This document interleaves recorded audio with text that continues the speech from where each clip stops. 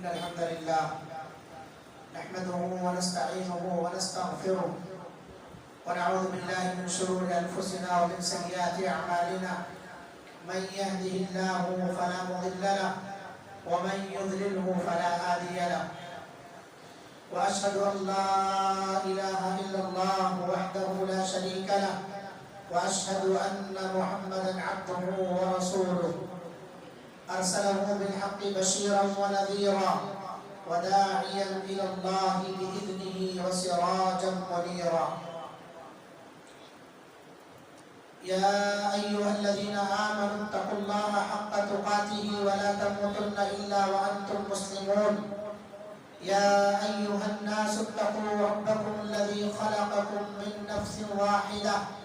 وخلق منها زوجها وبث منهما رجالا كثيرا ونساء واتقوا الله الذي تساءلون به والأرحام إن الله كان عليكم رقيبا يا أيها الذين آمنوا اتقوا الله وقولوا قولا سديدا يصلح لكم أعمالكم ويغفر لكم ذنوبكم ومن يطع الله ورسوله فقد فاز فوزا عظيما أما بعد فإن خير الحديث كتاب الله وخير الهدي هدي محمد صلى الله عليه وسلم وشر الأمور محدثاتها وكل محدثة بدعة وكل بدعة ضلالة وكل ضلالة في النار فأعوذ بالله السميع العليم من الشيطان الرجيم من همزه ونفخه ونفثه بسم الله الرحمن الرحيم يا أيها الناس إنا خلقناكم من ذكر وأنثى وقال تعالى يا أيها الناس اتقوا ربكم الذي خلقكم من نفس واحدة إلى آخر الآية وقال النبي صلى الله عليه وسلم من ابتلي من هذه البنات بشيء فأحسن إليهن كن له سترا من النار رواه البخاري. برادران اسلام، حاضرین جمعہ، بزرگوں، نوجوانوں، عزیز بچوں اور پردہ نشین اسلامی ماؤں اور بہنوں، اللہ رب العالمین نے ساری انسانیت کو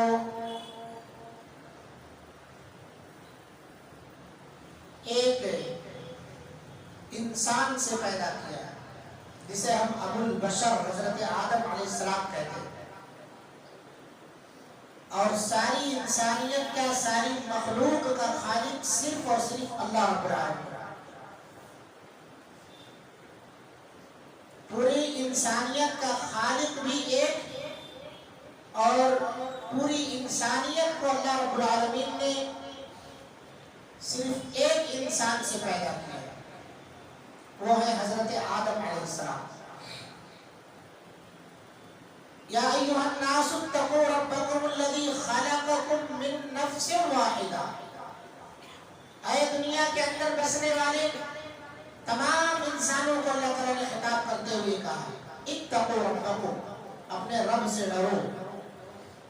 جو اس نے حکم دیا ہے اسے بجا لاؤ، جس چیز سے اس نے منع کیا ہے اس سے رک جاؤ۔ یہی رب سے ڈرنے کا مطلب ہے، اللہ کا تقوی اختیار کرو۔ خلقکم من نفس واحدہ، جس نے تمہیں ایک جان سے پیدا کیا، اور پھر اسی ایک جان سے اللہ رب العالمین نے حضرت حوا کو پیدا فرما کر کے پوری دنیا کے اندر ان کی نسلوں کو بکھیر دیا ہے۔ وَجَعَلَ وَبَثَّ مِنْهُمَا رِجَالًا كَثِيرًا وَنِسَاءً، بہت سارے مرد، بہت ساری عورتوں کو اللہ رب العالمین نے دنیا کے اندر منتشر کر دیا، بکھیر دیا۔ اس کے بعد پھر ہم الگ الگ رشتہ داریوں میں جڑ جاتے ہیں، باپ ماں کی حیثیت سے، چچا کی حیثیت سے، تایا کی حیثیت سے،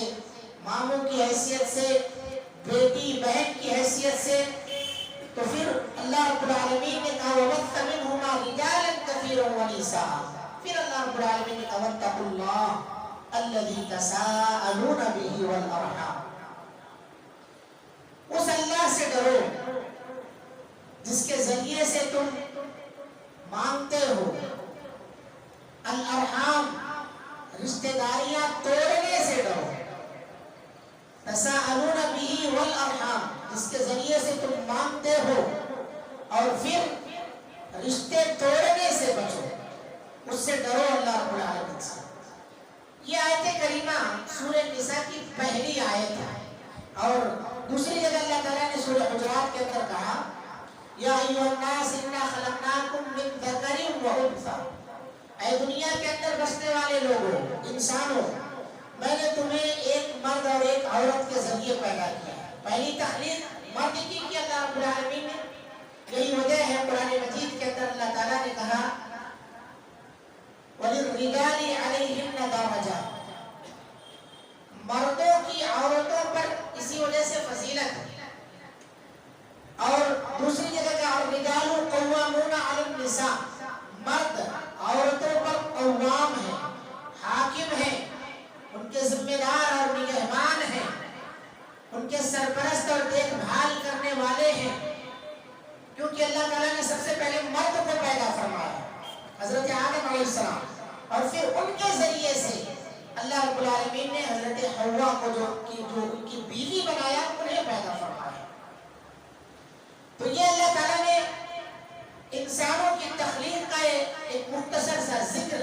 ان تینوں آیتوں کے اندر اللہ تعالیٰ نے بیان فرمایا، پھر مرد کی فضیلت کی ہے اس کا ذکر کیا گیا قرآن مجید کے حوالے سے۔ میرے بھائیوں اور میری ماں اور بہنوں، زمانے جاہلیت میں عورتوں کی پیدائش کو ایک عار تصور کیا جاتا تھا، اور صرف اتنا ہی نہیں بلکہ انہیں زندہ درگور کر دیا جاتا تھا، انہیں دبا دیا جاتا تھا، زندہ دفن کر دیا جاتا تھا انہیں۔ اللہ تعالیٰ نے کہا وَإِذَا الْمَوْءُودَةُ سُئِلَتْ بِأَيِّ ذَنبٍ قُتِلَتْ، جس دن زندہ درگور کی جانے والی پوچھی جائے گی کہ وہ کس جرم میں زندہ دفن کی گئی تھی، اللہ رب العالمین اس سے پوچھے گا بِأَيِّ ذَنبٍ قُتِلَتْ، تجھے کیوں مار دیا گیا تھا، کس وجہ سے مار دیا گیا تھا؟ بعض اس وجہ سے کہ تیرا جنم بچی کا جنم ہوا، بعض اس وجہ سے کہ تو فیمیل بن کر کے جنمی ہے، اللہ رب العالمین نے تجھے عورت بنایا اس کی وجہ سے۔ بِأَيِّ ذَنبٍ قُتِلَتْ، کس جرم میں تجھے دفنا دیا گیا ہے، زندہ درگور کر دیا گیا ہے تجھے۔ اللہ کے رسول صلی اللہ علیہ وسلم نے خود اپنی حدیث کے اندر زمانے جاہلیت کے اندر جو رواج تھا لڑکیوں کو برا سمجھنے کا یا اسی طرح سے انہیں دفن کر دینے کا، اس کا بھی تذکرہ کیا ہے، اور اللہ تعالیٰ نے قرآن مجید کے اندر ایک ہلکا سا نقشہ کھینچا وَإِذَا بُشِّرَ أَحَدُهُم بِالْأُنثىٰ ظَلَّ وَجْهُهُ مُسْوَدًّا وَهُوَ كَظِيمٌ، یہ کائنات مرد اور عورت کے وجود سے مزین ہے۔ صرف انسان سوچے کہ مرد ہی مرد رہے تو اس کائنات کی رنگینی ختم ہو جائے گی۔ اس کائنات کو اللہ رب العالمین نے عورتوں کے ذریعے سے مزین فرمایا، اسی لیے علامہ اقبال نے کہا وجود زن سے ہے تصویر کائنات میرا۔ لیکن مشرکین مکہ کو جب بیٹیوں کی بشارت کی جاتی تھی، ظل وجہہ مسودہ، ان کے چہرے کا رنگ اڑ جاتا تھا، چہرہ سیاہ پڑ جاتا تھا، وہو قدیم، اور وہ اندر ہی اندر گھٹنے لگتے تھے، گڑنے لگتے تھے کہ آخر میں بیٹی کا باپ بنا کیوں؟ انہیں بیٹی ایک بوجھ محسوس ہونے لگتی تھی، یتوارا من القوم من سوء، اور وہ اپنی قوم سے اس بات کو چھپاتے پھرتے تھے کہ ہاں میری گھر میں بیٹی کا جنم ہوا۔ وہ یہ سوچتے تھے کہ کہیں جگہ ملے تو ہم اسے زندہ دفنا دیں یا اسی طرح سے چھپا کر کے رکھیں۔ وہ بتانا نہیں چاہتے تھے لوگوں کو، اعلان نہیں کرنا چاہتے تھے لوگوں کو۔ اللہ کے رسول صلی اللہ علیہ وسلم نے ایسے موقع پر فرمایا ان اللہ حرم علیکم حقوق الامہات ووعد البنات، اللہ رب العالمین نے تمہارے اوپر ماؤں کی نافرمانیوں کو حرام قرار دیا ہے، اور لڑکیوں کو زندہ دفن کرنے پر اللہ تعالیٰ نے حرام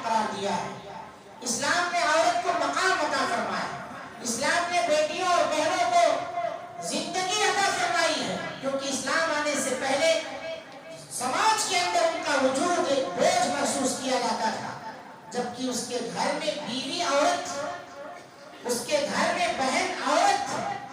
مگر پھر بھی اپنے گھر میں اپنی بیوی سے کوئی بچی جنم لے تو بیٹی کا باپ کہلانا وہ پسند نہیں کرتے تھے. چہرہ سیاہ پڑ جاتا تھا، چہرے کا رنگ اڑ جاتا تھا. اللہ کے رسول صلی اللہ علیہ وسلم نے صرف اتنا نہیں فرمایا بلکہ بیٹیوں کی تعلیم اور تربیت پر نبی کریم صلی اللہ علیہ وسلم نے بشارت سنائی ہے. صرف ان کے سماج کے اندر جو انہیں بوجھ سمجھا جاتا تھا اس پر روک ہی نہیں لگایا بلکہ لوگوں کو حوصلہ دیا ہے کہ ان کی تربیت کرو گے تو تمہیں یہ انعام ملے گا. ظاہر سی بات ہے لڑکیوں کی پیدائش، اسلام نے لڑکیوں کی پیدائش کو باعث خیر و برکت بھی بنایا ہے اور اسلام نے لڑکیوں کی پیدائش پر بشارت بھی سنائی ہے. بچی جب گھر کے اندر جنم لیتی ہے، ایک عام سا تصور ہے لوگوں کا کہ جب تک گھر کے اندر بیٹا ہے تو لوگ بیٹی کی تلاش میں رہتے ہیں. 3-4 مسلسل بیٹے پیدا ہو جائیں تو آرزو یہ ہوتی ہے کہ گھر کے اندر ایک بیٹی آ جائے، اور محض بیٹیاں جب پیدا ہوتی ہیں تو ہر انسان کی خواہش ہوتی ہے کم سے کم ایک بیٹا عطا ہو جائے. وجہ کیا ہے جانتے ہیں؟ صرف بیٹیوں کی پیدائش کو لوگ یہ سمجھتے ہیں کہ اس سے ہماری نسل آگے نہیں بڑھے گی، کیونکہ ہمارے یہاں مشہور ہے کہ بیٹی پرایا دھن ہے.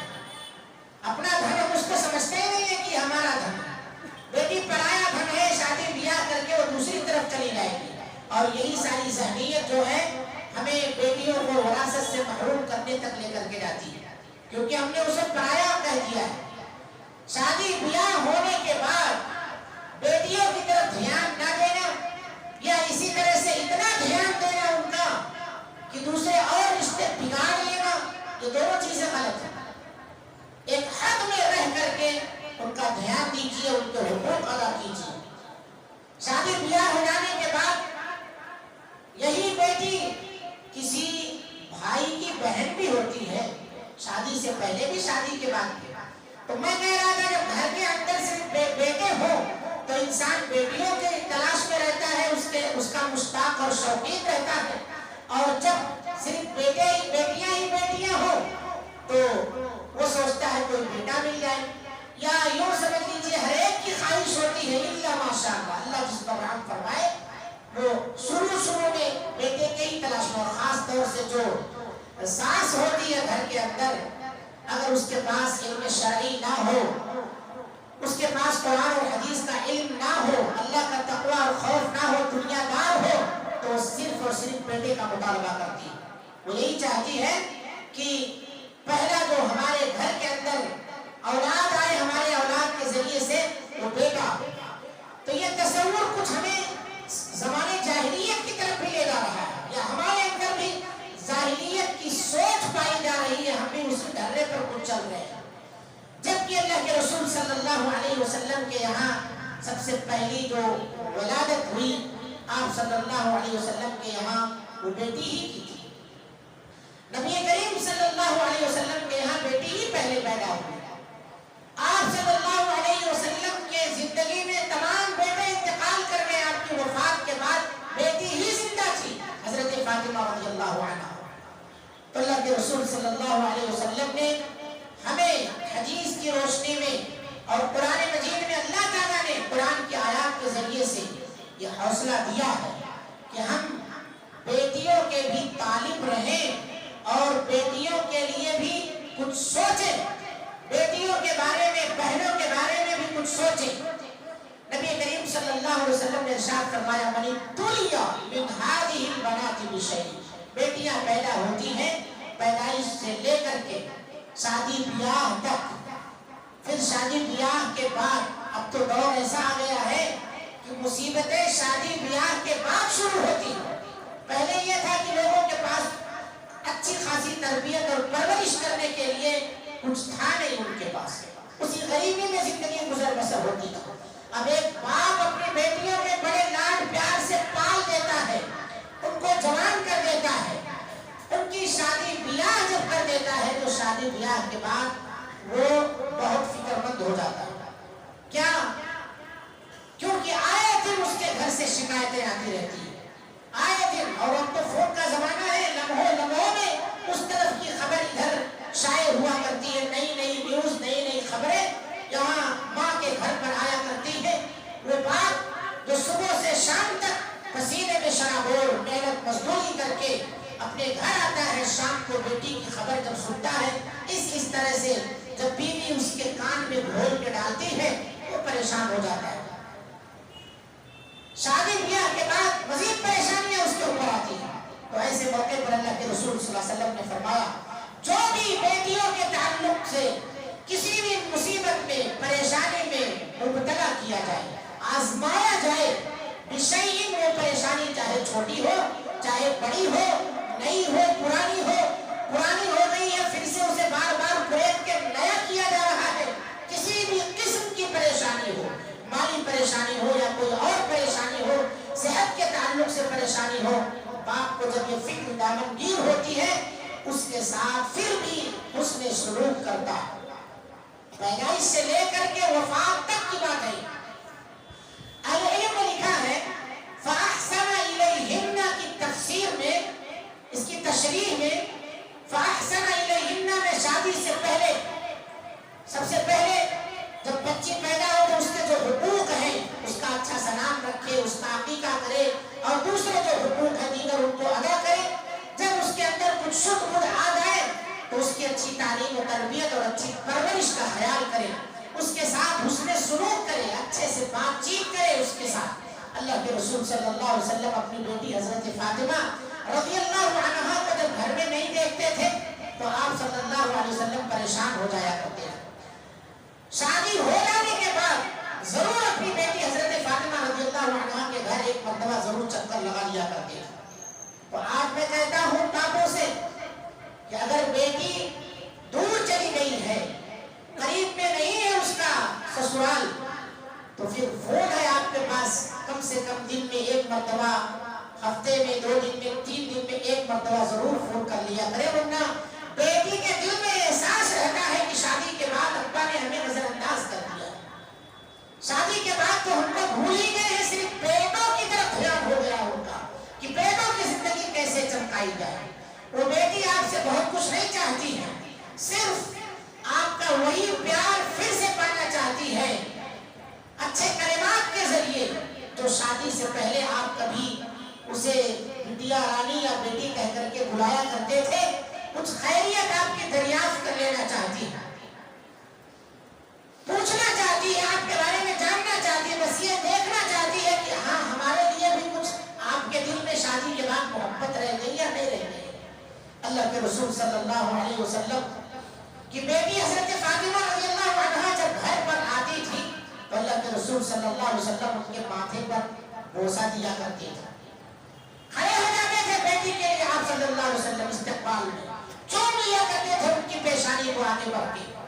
نبی کریم صلی اللہ علیہ وسلم بہت چاہتے تھے حضرت فاطمہ رضی اللہ عنہا کو اللہ کے رسول صلی اللہ علیہ وسلم۔ فَأَحْسَنَ إِلَيْهِنَّ کی تفسیر میں یہ بھی ہے کہ ان کے ساتھ حسن سلوک کرو، کوئی پریشانی لاحق ہو، آپ کے اندر طاقت ہے اتنی کہ آپ اس کی مدد کر سکتے ہیں تو آپ ضرور کیجیے۔ کیا ہوگا یہ سب چیزیں جب آپ کریں گے؟ ایک اور چیز اسی کے اندر ایڈ کیا، جب وہ جوان ہو جائے تو ایک اچھے مناسب رشتے کا انتظام کرے جو پابند اسلام ہو، ایسے شوہر کا اس کے لیے انتظام کرے اور انتخاب کر دے۔ یہ ساری چیزیں فَأَحْسَنَ إِلَيْهِنَّ کے اندر آتی ہیں۔ كُنَّ لَهُ سِتْرًا مِّنَ النَّارِ، یہ بیٹی آپ کے لیے جہنم میں جانے سے آڑ بن جائے گی۔ یہ ساری چیزیں جب آپ کریں گے، آپ پریشانی میں مبتلا ہے، صبر کر لیے، پھر بھی اس کے ساتھ اس نے سلوک کرتے جا رہے ہیں، آپ نے اس کے بارے میں برا نہیں سوچا کہ اس نے جنم نہ لیا ہوتا تو سماج مجھے تانا نہیں دیتا۔ کتنی ایسی بیٹیاں ہیں جو باپ کی پگڑی اچھالنے کا بھی ذریعہ بن جاتی ہیں، غلط راستوں کا انتخاب کر لیتی ہیں، باپ پھر بھی صبر کیے ہوئے ہیں، اس کا سر شرم کے بارے نیچے جھکا ہوا ہے، صبر کر لے گیا ہے، تعلیم و تربیت میں کچھ کمی رہ گئی تھی اس کے یہاں مگر پھر بھی اس کی سدھار کے پیچھے لگا ہوا ہے، تو یاد رکھیے یہ بھی اسی منی تلیہ من ہذہ البنات بشیء کے اندر ہی آتا ہے۔ دوسری حدیث کے اندر اللہ کے رسول صلی اللہ علیہ وسلم نے بیان فرمایا، حضرت انس رضی اللہ عنہ حدیث کرامی من عال جاریتین حتی تبلغا، جس نے دو بیٹیوں کی پرورش کی یہاں تک کہ وہ بالغ ہو گئی، یوم القیامتی انا وہوا، قیامت کے دن میں اور وہ دونوں ایسے ہوں گے، اللہ کے رسول صلی اللہ علیہ وسلم نے اپنے دونوں انگلیوں کو ملا لیا، وضم اصابعہ، صحیح مسلم کی حدیث ہے۔ تو بیٹیوں کی پیدائش کو، بیٹیوں کی تخلیق کو اپنے لیے عار نہ سمجھے، ورنہ یہ جاہلیت کا تصور مانا جائے گا، زمانے جاہلیت میں ایسا کیا جاتا تھا۔ اسی میں بیٹیوں کے قائم مقام میرے بھائیوں بہنیں بھی آتی ہیں، بیٹیوں کے قائم مقام بہنیں بھی آتی ہیں۔ بھائی یہ سمجھتا ہے کہ صرف ابا کے پوچھنے کا حق ہے۔ آپ جب گھر میں رہا کرتے تھے تو آپ کی بیوی سے زیادہ آپ کا خیال آپ کی بہنیں کیا کرتی تھی۔ بہت سارے ایسے گھرانے ہم نے دیکھے ہیں، اور وہ بھائی گواہ بھی ہوں گے، کبھی بھی باہر سے آتے تھے تو بہن سب سے پہلے، بیوی اٹھی نہیں، بہن سب سے پہلے پانی پیش کر رہی ہے۔ کبھی بھی باہر سے آتے ہیں تو دوسری تمام چیزوں کا یا آپ باہر نکل رہے ہیں تو آپ کا کی منتظر وہ بہن رہا کرتی تھی۔ لیکن شادی ہونے کے بعد کیا ہو گیا کہ آپ اس بہن کو بھول گئے؟ شادی ہونے کے بعد کیا ہو گیا ہے کہ اسی بہن کو آپ جب نہیں دیکھتے تھے گھر کے اندر تو آپ کی آنکھیں تلاشتی تھی اسے، یا وہ بہن آپ کو نہیں دیکھتی تھی تو وہ اس کی آنکھیں تلاشتی تھی۔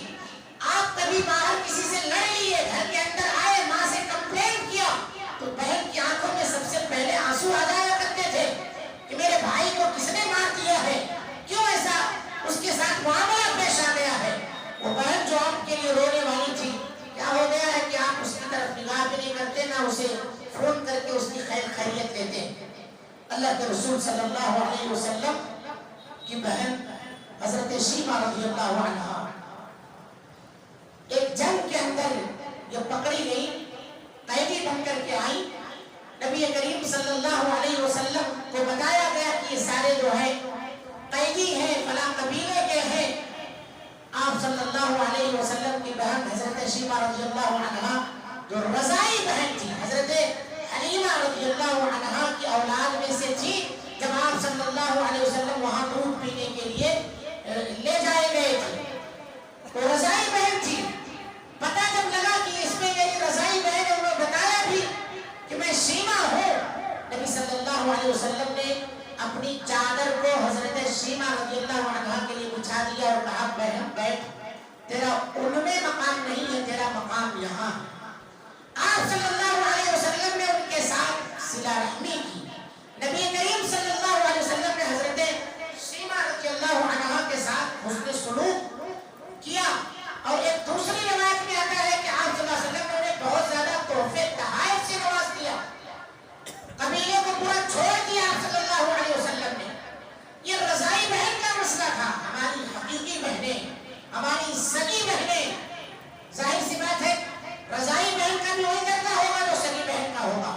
کیونکہ رضاعت سے بھی جو نسب سے رشتے حرام ہوتے ہیں وہی رشتے رضاعت سے بھی حرام ہو جاتے ہیں۔ اس لیے آپ صلی اللہ علیہ وسلم نے پڑھ کر کے استقبال کیا، بہنوں کی قدر وہ جانے گا جس کے پاس بہنیں نہیں۔ نبی صلی اللہ علیہ وسلم کے پاس کوئی خاص بہن نہیں تھی، آپ اکلوتے تھے، آپ اپنے ماں باپ کے اکیلے تھے آپ صلی اللہ علیہ وسلم۔ آپ صلی اللہ علیہ وسلم کی آنکھوں میں آنسو جاری ہو گئی یہ حالت دیکھ کر کے اپنی بہن شیمہ رضی اللہ عنہا نے۔ حضرت جابر رضی اللہ عنہ کے بارے میں آتا ہے کہ ان کے پاس 7 یا 9 مہینے تھے، جابر رضی اللہ عنہ کے پاس ان کے والد کا انتقال ہو گیا۔ یہ 7 اور یا 9 مہینوں کی پرورش کی ذمہ داری ان کے سر آ گئی۔ بہت سارے ہم میں ایسے لوگ بیٹھے ہوں گے جن کے والدین کا انتقال ہو گیا ہے، بہنوں کی ذمہ داریاں ان پر آ گئی ہیں۔ ایسے لوگوں کے لیے بشارت ہے، پہلی حدیث جو میں نے پڑھی ہے، من ابتلی من هذه البنات بشيء، صرف بیٹیوں کی پرورش پر ہی نہیں، بہنوں کی پرورش پر بھی جو آزمایا جائے، ان کی صحیح تعلیم و تربیت کرے، ان پر صبر کرے اور ان کے لیے صحیح رشتے کا انتخاب کر کے شادی بیاہ کر دے، تو صرف بیٹیاں ہی نہیں، یہ بہنیں بھی اس بھائی کے لیے جہنم میں جانے سے آڑ بن جائیں گی۔ شرط یہ ہے کہ وہ توحید پر ہو، وہ اسلام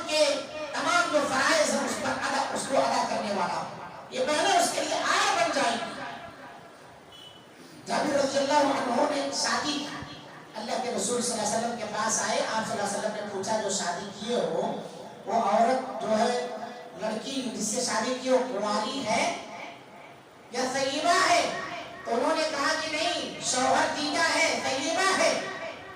پہلے سے اس کی شادی ہو گئی تھی، کنواری سے نہیں شادی کیا ہے۔ آپ صلی اللہ علیہ وسلم نے کہا تم نوجوان ہو،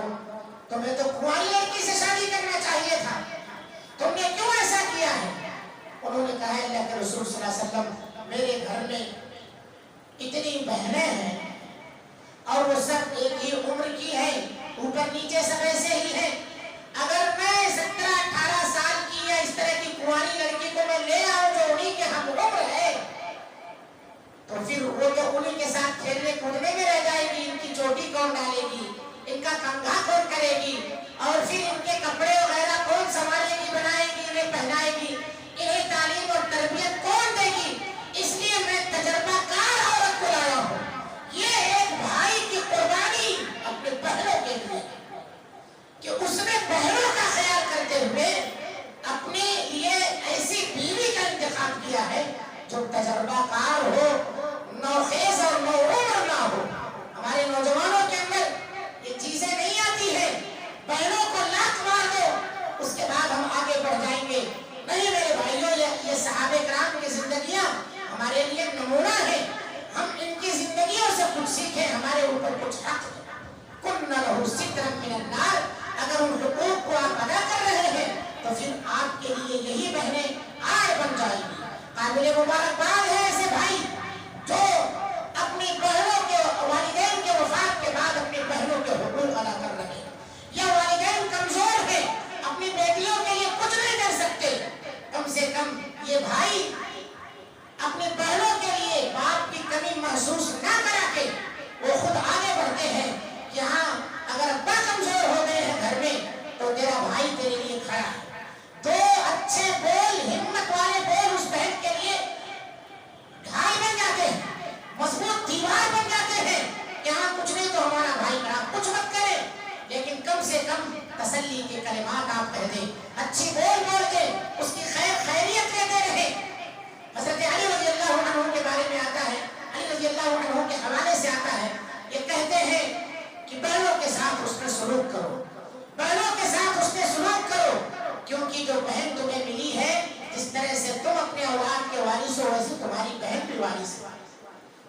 جب ان کے گھر جاؤ تو اپنی طاقت کے مطابق کچھ لے کے جاؤ، کیونکہ اس کے گھر میں اس کی اولاد ہوگی، وہ پکاریں گے ماموں کیا لے کر کے آئے ہو، تمہارے بھانجے بھانجیاں ہوگی، یا بہن بھی کبھی امید سے رہتی ہے کہ میرا بھائی آئے گا تو کچھ لے کے آئے گا، ورنہ کتنے ایسے سسرال ہیں یہ تانا دیا کرتے ہیں کہ اس کا بھائی جب بھی آتا ہے خالی ہاتھ آتا ہے، دوسری بہو کو دیکھو اس کا بھائی جب آتا ہے تو تھیلے بھر بھر کے لاتا ہے۔ یہ معیار تو نہیں ہے لیکن کم سے کم ایک اسلامی طریقہ ہے یا اخلاق ہے، کسی کے بھی گھر، صرف بہن کا مسئلہ نہیں ہے، کسی کے بھی گھر آپ جائیے تو کچھ لے کے جائیے تاکہ ہدیے تحفے دینے سے جو اللہ کے رسول صلی اللہ علیہ وسلم نے کہا ہے محبت بڑھتی ہے، تو بہن بھائیوں کے درمیان مزید محبت بڑھتی ہے۔ تو میرے بھائیوں، بہن کا بھی ایک مقام ہے، اس کے کچھ حقوق ہیں۔ آج کے زمانے میں آپ اگر مجبور ہیں، پریشان ہیں، کم سے کم آپ خیر خیریت لیتے رہیے، اپنے بہنوں کا خیال کیجیے، اسی میں وہ خوش رہتی ہیں۔ آپ انہیں بہت کچھ نہیں دے سکتے، ان کے حق میں دعا کیجیے کہ اللہ رب العالمین ان کی زندگیوں کو خیر و برکت سے مالا مال کر دے، انہیں ہر طرح کی آفتوں مصیبتوں سے محفوظ فرمائے۔ کتنی بہنیں ایسی ہیں جو ترستی ہیں اپنے بھائی کے خون کے لیے، کتنی بہنیں ایسی ہیں جو ترستی ہیں اپنے بھائی سے بات کرنے کے لیے، مگر کچھ وجوہات ہیں جس کی وجہ سے یہ بھائی بھی تنہائی میں تڑپتا ہے، مگر ضمیر اس کی مردہ ہو گئی ہے کہ آگے کچھ کر نہیں پاتا ہے۔ لہٰذا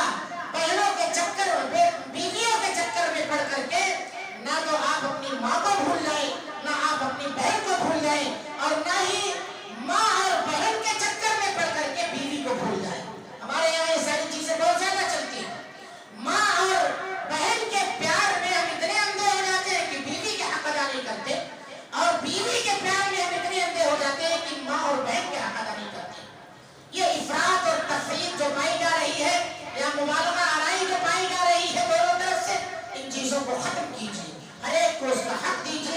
اللہ رب العالمین آپ سے راضی رہے گا. اللہ سے دعا ہے مولا کریم ہم تمام کو اپنی بیٹیوں کی صحیح تعلیم و تربیت کرنے کی توفیق عطا فرمائے. اللہ رب العالمین ہمیں اپنے رشتہ داریوں کو جوڑنے کی توفیق عطا فرمائے. رشتوں کی قدر و قیمت جو اللہ رب العالمین نے رکھی ہے اسے سمجھ کر کے رشتہ داریاں نبھانے کی توفیق عطا فرمائے. جو رشتہ دار جو بھائی بہن جس لائق ہے اس لائق کا ہمیں انہیں وہ حقوق ادا کرنے کے اللہ تعالیٰ توفیق عطا فرما. اپنی حیثیت کے مطابق ہر رشتے کو مضبوط سے مضبوط بنانے کے اللہ تعالیٰ توفیق عطا فرما. اللہ رب العالمین ہمارے اندر جو بھی کمیاں کوتاہیاں ہیں ان تمام کمیوں کوتاہیوں کی اصلاح کی توفیق عطا فرما. اللہ رب العالمین ہم تمام لوگوں کو ایک اور نیک بنا. دنیا میں جب تک زندہ رکھ ایمان اور اسلام کی حالت پر زندہ رکھ. جب خاتمہ فرما تو خاتمہ بالخیر عطا فرما. آمین. اقول قولی هذا واستغفر الله لي ولكم ولسائر المسلمين فاستغفروه انه هو الغفور الرحيم.